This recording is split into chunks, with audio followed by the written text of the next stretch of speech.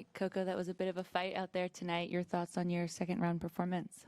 Yeah, it wasn't, my best tennis off the serve, but off the ground, I thought I didn't play too bad. I knew she was going to come in being aggressive, and the first set she was giving me a little bit more errors, but second set they were, her shots were landing, and she was, playing pretty powerful. So I was just trying my best to get through it. Go ahead, Matt. Yeah. Hey, Coco. Hi. Well done. So what happens there when you're down, what was it, 5-3 in the second set, and then you just sort of turn it on? Is that a self-talk? Is that dinner reservation that you need to get to? Yeah, I think it's just, I don't know, one of those adrenaline type things. And sometimes you're like, dang, I wish I would do that. I like to have a chance to go up 4-1, but to all credit to her, like, even though I had break points to go up with double break, she served well on them. And, the service game at 3-all wasn't the best, but I don't regret anything on the return games because she was serving well, and I was just trying my best to, just get it deep. But, yeah, I think it was just one of those things to just step up my level against her. I knew that that she – I knew that there was going to be a moment maybe where she wasn't going to play as well, so it was just when that moment would come. I don't know if it was going to be at 5-3 or in the third set. Yeah, Ben. You're playing Layla next. And I was talking to Robin Montgomery, who said that she was practicing with you in the offseason because you were prepping to play Layla because you knew she was your first match for a long time. I guess all that prep you did in December maybe help you getting to play her again? Yeah, I knew that I wanted to play with some lefties in the offseason because I knew it was going to be my first match. And I guess I practiced with Robin, and then there was a guy that I practiced with, lefty, because most of the time I have my hitter, he's righty. Unfortunately, he cannot hit lefty. So, I think, it was something that I wanted to prep for, just be ready for. And I knew in United Cup she was going to have the schedule like weeks beforehand. I knew she was going to have a match before she had to play me. So I was like, okay, I have to be ready because she'll have a chance to like work her way into things. But I guess, I don't know. We'll see 2 days from now if it'll make a difference or not. Obviously, I did well at United Cup, but it's a different match, different story, and, anything can happen. How different does it feel to get that much time to prep for an opponent? Because almost always in tennis you get like 2 days max. Yeah. Honestly, we didn't really prep for her like the whole off season. I hit with Robin the week before I was supposed to leave. So yeah, it wasn't like something we like completely planned, but it is nice, I guess. You feel like almost like a regular sport like NFL or NBA where you know who you're playing. And I did enjoy that because I knew who my first 2 opponents were going to be, so I knew what to expect. So yeah, I think it's nice, and I think that's what the unique thing about United Cup, that it helps for fans too to know that they're getting these matchups guaranteed. Just with all that experience against Layla, what do you have to get right in a couple of days' time? Obviously serve better, and I think just again she's going to be aggressive. That's her game. She's a great mover. She's going to hit some great shots, and she's a great player. Slam finalist and has great results against top players. So I expect her to play great tennis, and I just hope I can do the same. Yeah, Ben. Of people I know, I think you might be one of the ones who might be most concerned potentially with the potential TikTok ban. I'm wondering how much you're following this. Yeah, I am following it. I feel like this is like the 3rd or 4th time this has happened. So I kind of like this time just was like, whatever. Like, if I wake up and it doesn't work, like, fine. I'm done, like, wasting my time, like, standing on it or figuring out. But I see that there's a new app called Red Note that a lot of people are migrating over to. So I feel like regardless, people are going to be fine because people are always going to migrate to another app. But obviously, I hope TikTok extends. I think that it's, a great thing for, a lot of small businesses in our country, and a lot of creators make money on it and have the chance to spread stories. Personally, and me, a lot of great stories I've heard is from TikTok and connecting with people who has been TikTok. So I hope that it will stay. Obviously, I don't know all the security issues and the things like that, but as a fan, I hope that they are able to extend it.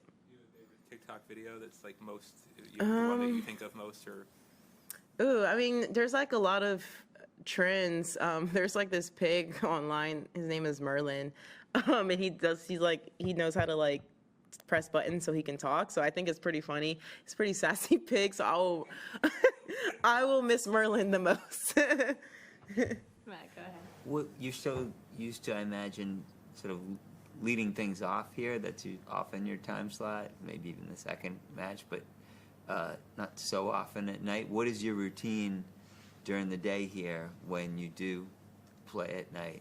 Yeah, usually I just go to the gym in the morning at the hotel, do something pretty light, and then just sit in my hotel room. I'm not really one that, sometimes if I'm like feeling like not lazy, I'll go for a walk or something like that. But usually I'll just sit in my hotel room. Today I was just watching tennis and talking to my boyfriend, and that's pretty much about it. I don't really do much on days of just waiting around. But yeah, I was excited though. I was like getting excited to play on Rod Laver because it's one of my favorite places to play on, especially at night. So I was really excited to see that I got scheduled at night. What matches were you watching? Yeah, who did I watch today? I watched Laura and Quinn win. I watched a little bit of Naomi and Carolina.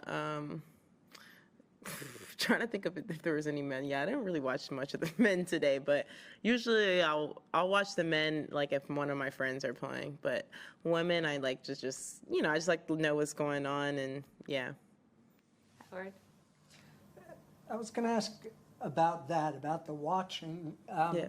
I mean, are you studying these matches at all, or is it more like background noise kind of thing? Yeah, definitely background noise. I think it's like, because I'm always like on the app looking at scores, just, I don't know, I'm a tennis fan, so I'm just looking at scores, and sometimes if I see like if it's about, like somebody's about to win or a tight score line, then I'll turn it on. But definitely not watching like the whole matches because I don't want to surround my day with tennis. But for sure, like when it's, like a tight score line, I like to see what happens because then people talk about those moments and I can actually like know what happened.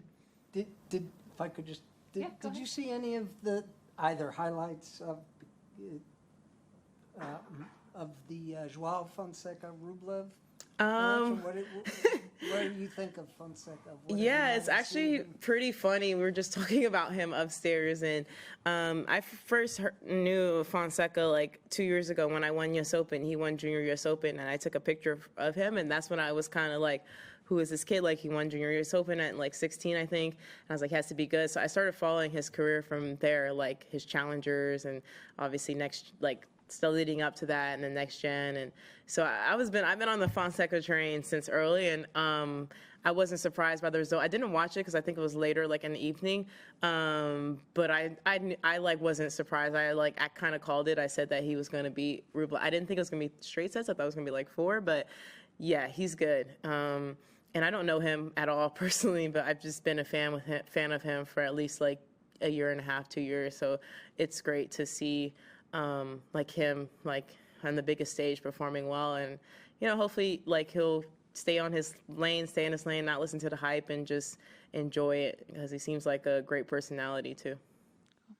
Last question, yeah, Ben? Just want to ask quickly about Danielle Collins. So I know you spent some time with at United Cup Yeah. She was on the team. She's obviously sort of in an unexpected part of her career now. Yeah. I'm just wondering what it was like to be around her and what she's been like, what you see from her at this stage of her tennis career. Yeah, I think for me, like, especially like being on the team, Danielle was just so fun and brought the best energy. She was sick like the first week, so but once like that was all cleared up, she brought like great energy on the bench, and she's been fun. And I will say, I think she's, I don't know, maybe more relaxed now. I obviously knew her like just because of Danielle Collins, but I didn't know like her well.